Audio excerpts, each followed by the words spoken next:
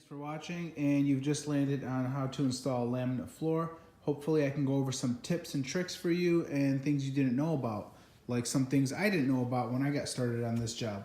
I've actually purchased from the Home Depot, and it's called LifeProof. I think it was $2.99 a square foot. Let's see if I can get the box out here. LifeProof, no worries, supposed to be 100% waterproof. Probably one of the better ones at $3 a square foot. This is a floating floor. A reason called floating floor, for you beginners who don't understand this, is you are going to leave a 1/4 inch gap.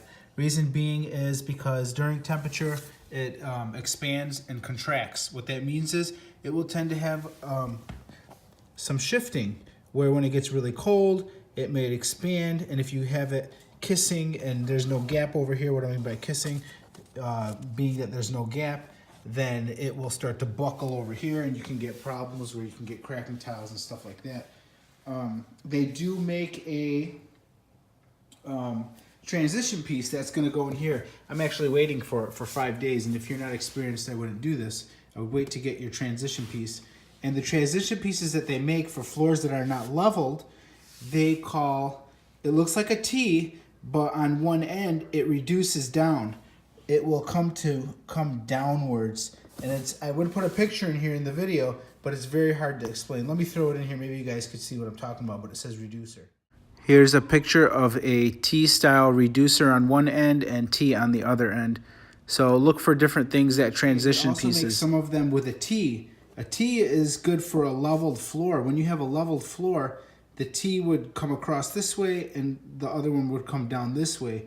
Make sure to have one that covers at least about a 1/2 inch going over the gap, because when it expands and contracts, and you're going to want to leave that gap in there. When my piece comes in, this metal bracket gets screwed onto the floor, and then my transition piece goes over, one side going flush, one side reducing, coming downwards like a little slope. That way I don't have to fill in my entire floor with backer board of a 1/4 inch to bring it leveled. A lot of work, something I don't want to do, and probably costs hundreds of dollars of work. I'm going to go over some things when you get to areas like this. Some people say, well, how do you cut that? How do you get around that? I'm going to show you guys what I did. And I use a bunch of scrap pieces of paper. Let me try to get them in place here for you guys.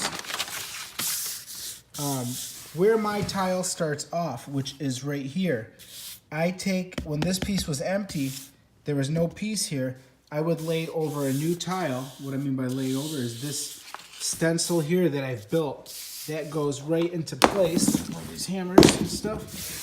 Get this out of the way. All right. You see how this piece fits right in there? I made this so that when it was to go right up against this tile right here, and you could see that edge right there, this was the new tile that was not cut.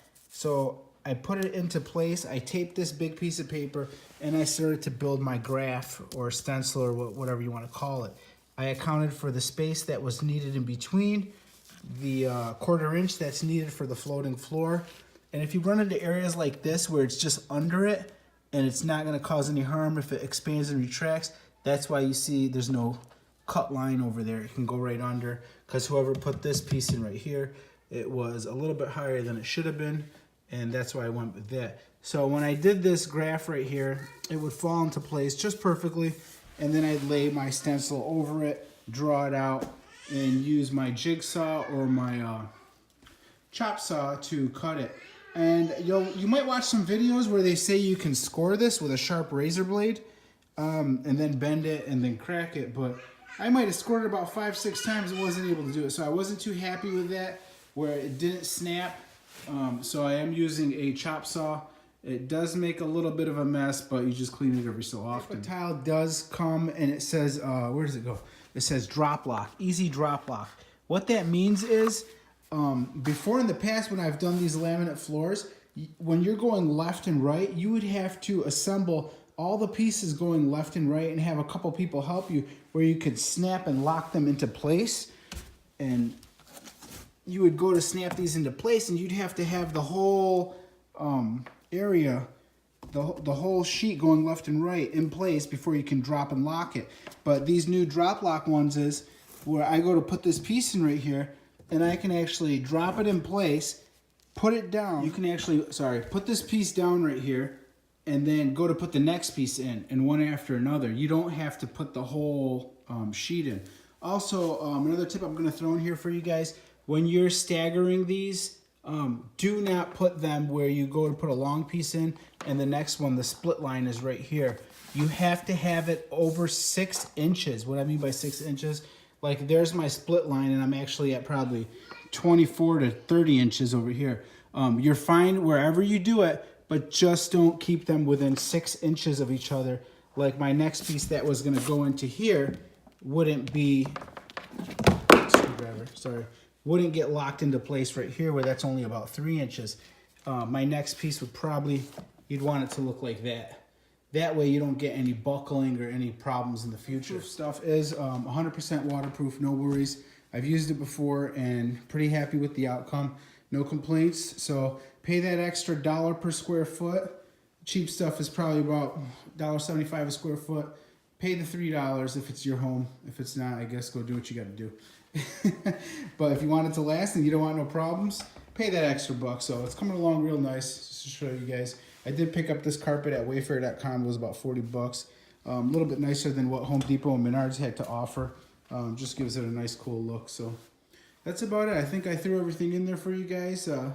Hope this video helps you out with one tip or trick or another. Thanks for watching.